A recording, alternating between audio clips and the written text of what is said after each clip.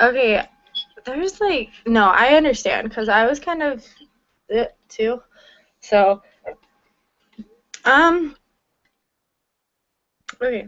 Pull it up because I had it and then it got closed, and so I'm gonna pull it up. But Okay, yeah, no problem. I know, I'm just trying to get some homework done because it seems like Thursdays are like my least busiest days, and today it just seems like it's so busy, and I feel like I have so much to do, and I'm just like, oh, I gotta get all this done. So, usually I have a class right now, but it got canceled for today because we have a test, oh, okay. which worked out perfectly because if I would have had it, I don't know when I would have done this because I have so many other things going on today. So it was quite a blessing that the class Ugh, got canceled. I know, it's so true. I understand. Just tell me when you're ready to. Yeah, it's taking forever. It's being really weird. So you can like go ahead and read the first question if you want to. Okay, it says the graduate management admission test is used as an admission criterion in many Masters of Business Administration MBA programs. The score on the GMAT in the past have had a mean score of 529. The BYU professor feels now that the score has improved within the last couple of years. Determine the null and the alternative hypothesis. I put that the null is the mean and that the alternative is the mean, or yeah, it's greater than the mean. Yeah, that's what I said too. Okay. This is almost open. Okay, you're good. Suppose you got evidence that the null hypothesis should be rejected. However, in reality, the mean score of the students taking the exam is still 529. Was it a type 1 or type 2 error committed? The answer key said type 1, and I'm still trying to really distinguish the difference between the two. Okay. There's a table, the table that we had to fill out, which I can't memorize right now. And okay, I'm just gonna open this on another computer and talk on this one. But there's a table, and it's something that one of the errors is when you reject it when you shouldn't have, and the other error is when you don't reject it when you should have. Yeah. And the thing, I just have to remember the difference. The type 1 error says we reject a true null hypothesis. So, yeah, a type 1 error is committed when we reject a true null hypothesis. And then, let's see, where's the other one? And then a type 2 error is committed when we fail to reject the null hypothesis when we should have. Okay. Well, that one's type 1. Okay. If the analysis was done at a .01 level, what is the probability of committing a type 1 error? You just move the decimal point, right? 2 places? Because that's what I did. Yes, it's a 1% chance. Yeah. Yeah. Okay. This is one of to decrease the probability of making a type 2 error. Would we need to increase or decrease the level of significance? And I said increase the level of significance. Yeah. Okay. A study by the National Association of Realtors reported that in 2004, the second home sales accounted for more than a third of residential real estate transactions. According to the report, the average age of a person buying a second home as an investment rental property was 47 years. Assuming the national standard deviation was 5, a real estate agent wants to determine if the average age of those buying an investment property in his area is different than the national average. He randomly selects 15 of his clients who purchased an investment property and obtains the data shown. Okay, so then there's that table, and it says design the study. What is the population from which the realtor obtains his data? How did he sample this population? What is the research question? Okay, so I am not good at this, but I said that his research question should be if the average is the same as the national average. Yeah. Okay, and And then then the population that I have is second home buyers. okay, and then he should do a simple random, right? Yeah. Okay. And it says that he is selecting it from his own client. Oh, okay. Oh, okay, yeah. Well, that's what I did. And then collect the data, name at least one way the realtor could have randomly selected his sample.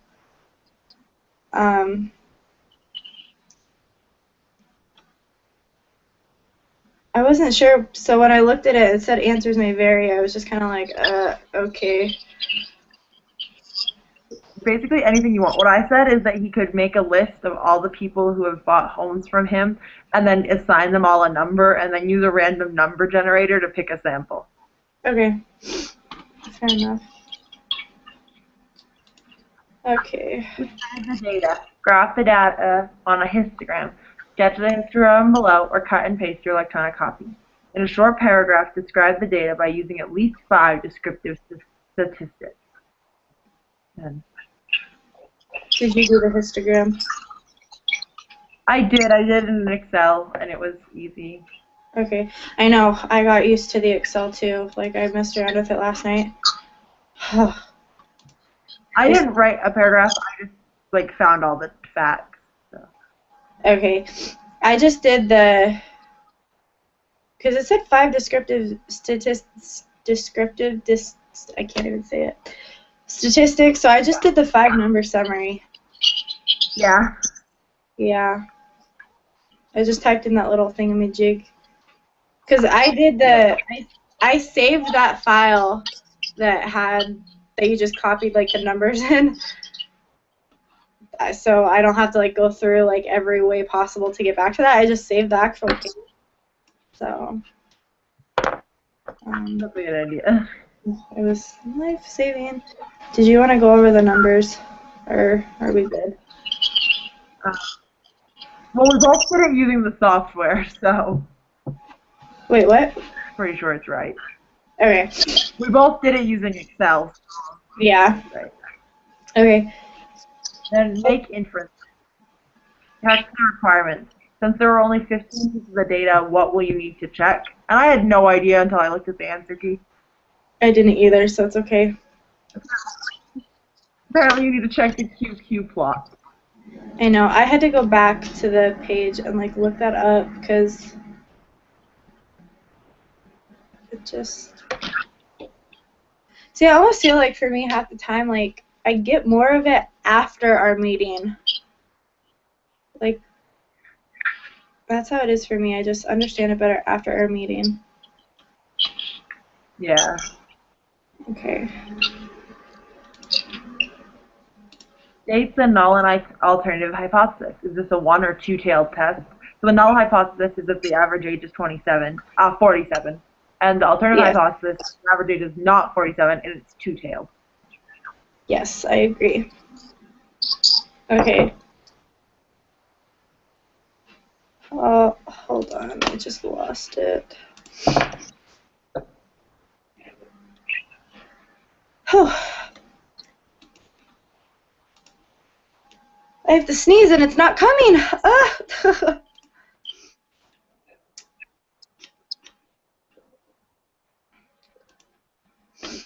Okay, sorry, I just lost it. Okay.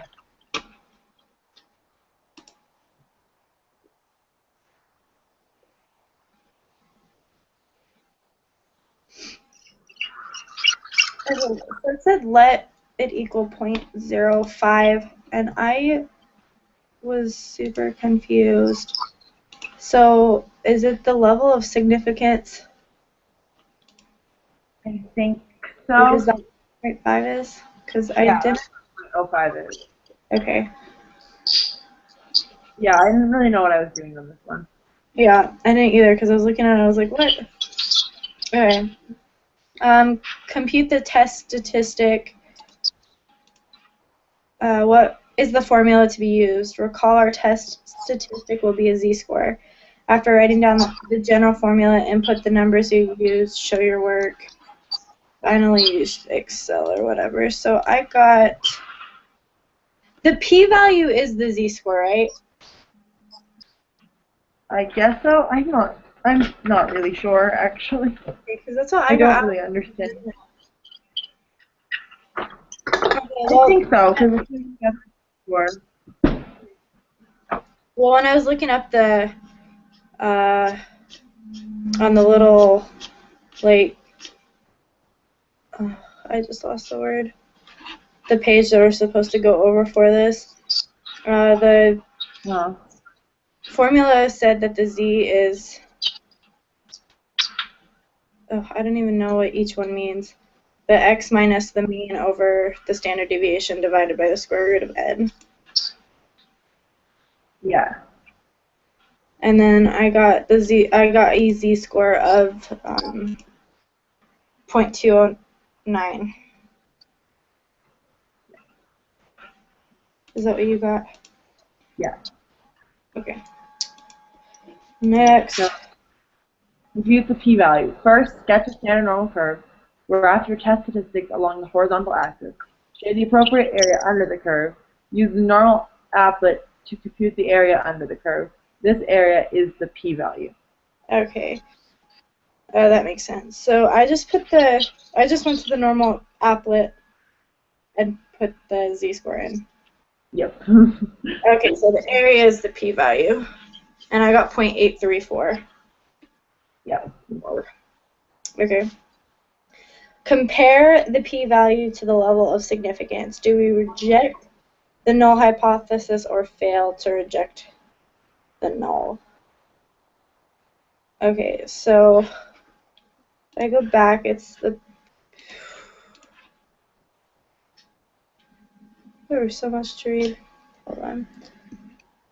So the p-value is greater than... Wait, what's the level of significance? Is that the one before? Oh, 0.05. Okay. Yeah. So it's greater than that. So we'd use the p-value, which is the 8.35, is greater than 0.05. So we failed to reject the null. Okay. Yeah, I think I understand that. Okay. I know it gets so confusing because it's the fail part. The one word throws me off.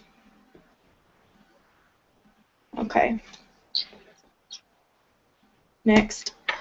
State your conclusions in terms of the alternative hypothesis. So we reject the alternative hypothesis that it's different. What do they say? We have the answer key says we have insufficient evidence to conclude that the mean age of people buying a second home is different in this area than that of the national average of 47. Okay, that makes sense. Okay, so. I think I understood that. Okay. And then.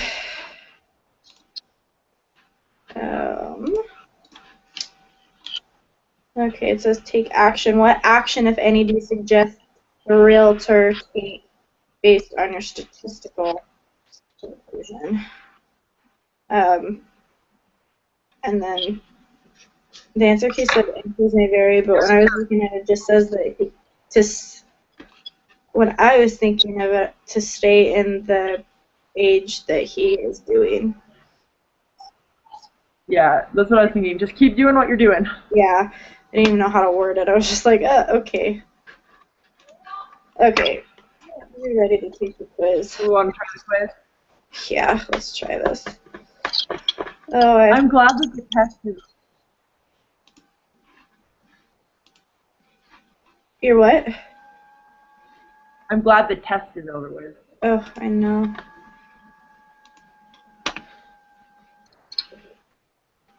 Okay, we got that pulled up. Group meeting. Okay. So you ready? Yep. Okay. A hypothesis test consists of two hypotheses, the null hypothesis and the eternal hypothesis. Which one represents the status quo? That's the null. Which hypothesis involves equality? That's also the null, right? Oh no. Involves equality. Yeah, because the alternative is it's not equal to. Alert. Right. You are now running on reserve battery power. Okay, Alex. My computer talks. Okay, there we go. Oh, that is weird.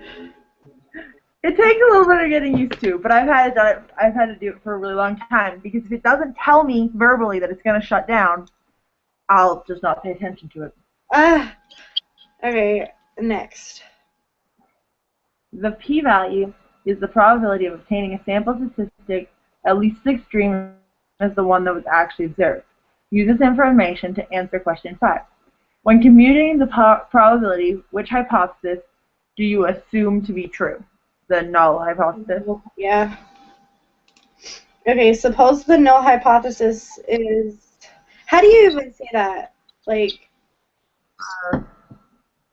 I usually just read it as mean. I think it's mu. Mu. Well, mu equals 10. I think you're right. Use the information to answer 6 to 7. Which of the following represents the alternative hypothesis for a two-tailed test? Wouldn't it be C? Or the third one? Yeah. Okay. Yeah, that's what I say. Which of the following represents the alternative hypothesis for a left-tailed test? The first? Would that be the first one? Yeah, because less than Yeah, is... okay. Okay, which of the following represents the alternative hypothesis for a right-tailed test? Number 2. The outcome of a hypothesis. Yeah, number 2, right? Yeah. The outcome of a hypothesis test is determined by comparing significance, or alpha. Use this information for questions 9 and 10.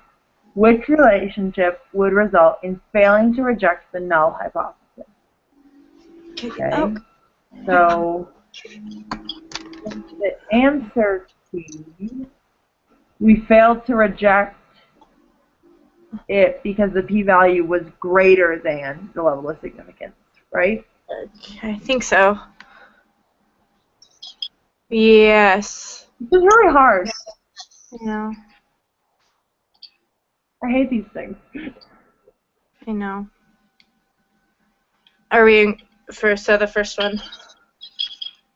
I think so. Okay.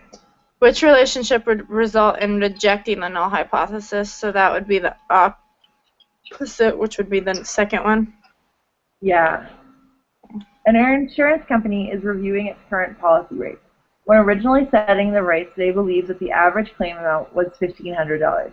They are concerned the true mean is actually higher than this. Use this information for questions 11 and 12.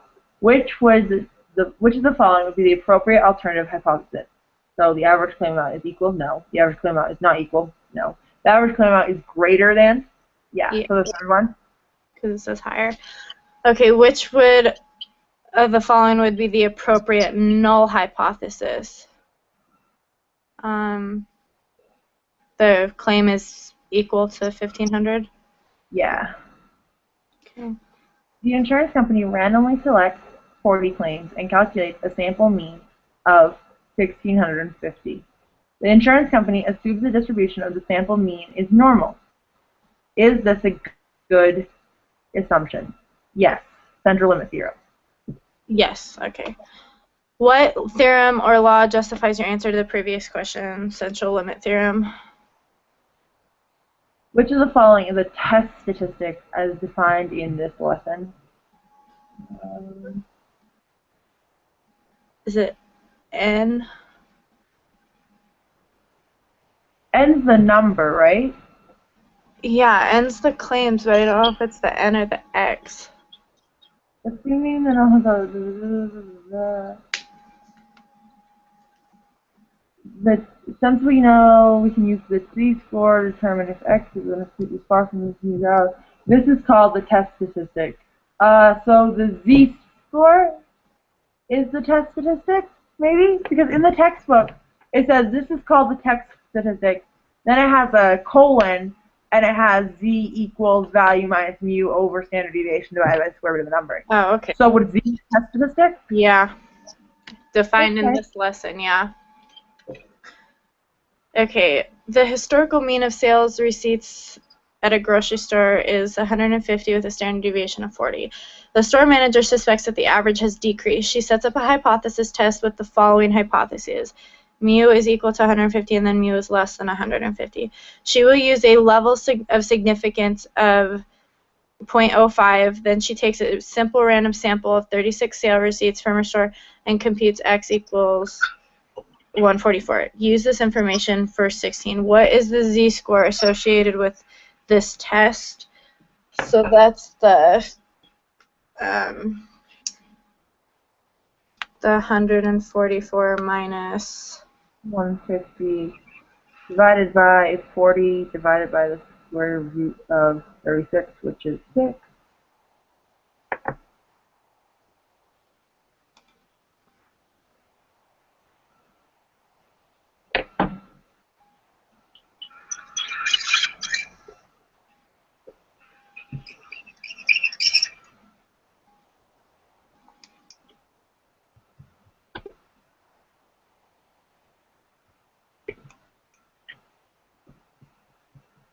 what did you get negative 0.9?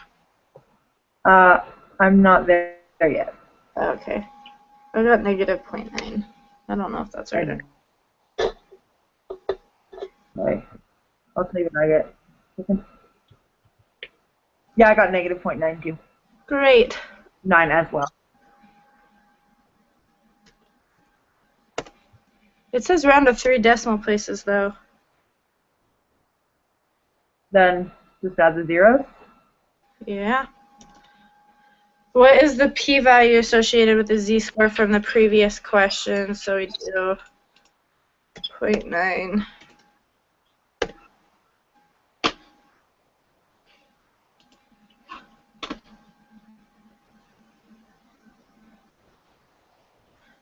I don't know which number to use, because, like, which side to highlight. In the picture, when they did it on the applet, they highlighted both sides, just not the middle. Okay, so I got 0.368. Me too. Okay. What inference would you make about the null hypothesis for this problem? We would fail to reject Yes. because it's higher. Yeah. Then the 0.5, right? That's what we're looking at. It's higher than the 0.05. Yeah, I think so. Okay. Okay. There are 2 types of errors that can be made while performing a hypothesis test. Which one involves rejecting the null hypothesis when the null hypothesis is true? That's type 1, isn't it? I think so. Rejecting the null hypothesis when it's true. Yeah, type 1. So I was looking in the textbook about the probability one, and both sides were highlighted in the text in the example one because it was two-tailed, but we're only looking at the left tail, so we should only have the left side highlighted. Okay. So she thinks that there's less. So the new p-value I get is 0.184, which is still bigger. Okay. So, wait, so type 1? Yeah, still type 1. But I'm looking at question 17.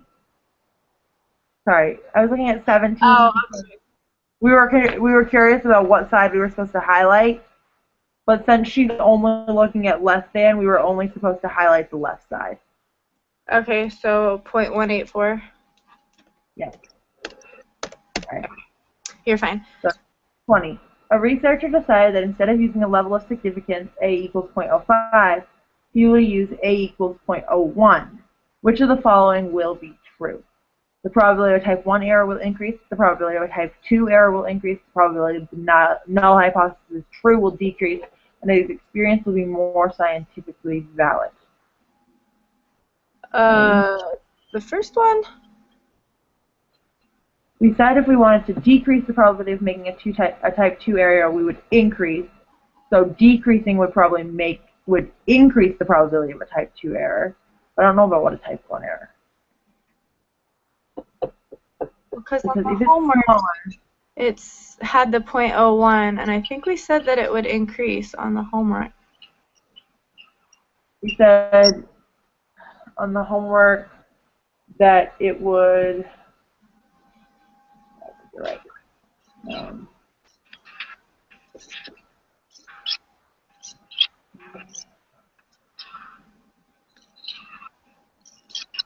We said if we want to decrease the probability of making a type 2 error, we would need to increase the level of significance.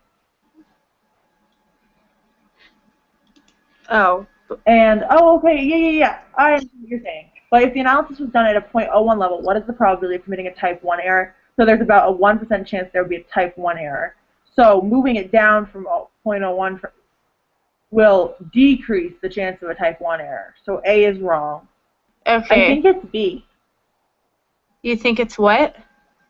I think it's B because Okay. .05 is going to give us a higher type 1 error rate than .01. Okay. If I understand it correctly. I'm down.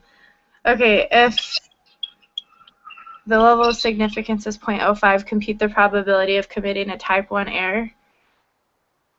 Isn't it just 5? Well, yeah, well, there's a 5% chance, yeah. So I don't know if he wants us to type in .05 or what he wants there. So there's a 5% chance. Can we just do 5%? They won't let us type a percent sign. Oh, then probably type .05. What? I think I'm just gonna type .05. Okay, me too. Okay, are we ready? Oh, I guess so. Ugh, I hate this part. Yay! Oh my gosh! Sweet!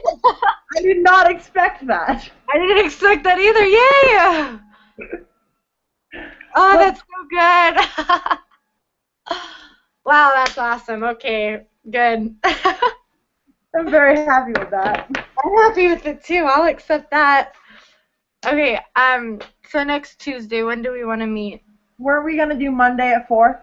Or Monday at 4. Monday at 4. Hold on. That's what we talked about last time. I'm totally chill with changing it, but Monday at 4 is good. I just have to write it down because since everybody's gone out of town this week for Memorial Day weekend, everybody's asking me to drive them, and so much is going on that I'm just like, I have to write it down this time. Okay. I only remember because I have it written down and posted right next to my computer. Oh, okay, so Monday at 4. Yes. Okay, sounds perfect. So, okay, I'll see you then, okay? See you then. Okay, bye. Bye.